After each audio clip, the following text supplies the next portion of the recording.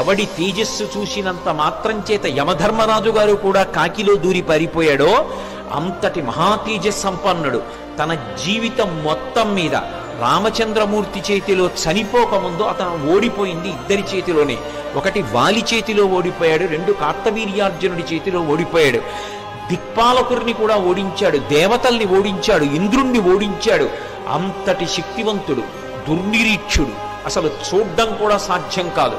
అంతటి తేజస్సుతో వెలిగిపోతుంటాడు. కొన్ని కోట్ల మంది రాక్షసులు నిరంతరం పరివేష్టించి పట్టణాన్ని కాస్తుంటారు. వానలున్నా ఎవడూ రాలేకపోయాడు కదా, నువ్వు ఒక్కడివే కదా వచ్చావు.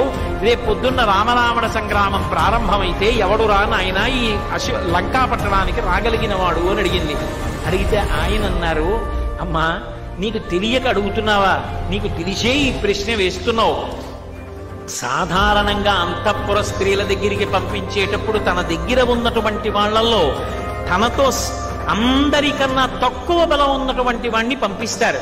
కాబట్టి సుగ్రీవుడి దగ్గర అందరికన్నా తక్కువ బలం ఉన్నవాణ్ణి నేను కాబట్టే రామచంద్రమూర్తి ఇల్లాలివైన నీ దగ్గరికి నన్ను పంపించారు.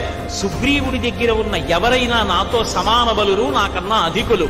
నాకన్నా తక్కువ బలం ఉన్నవాడు సుగ్రీవుడి దగ్గర లేడమ్మా. ఎవరనగలరు?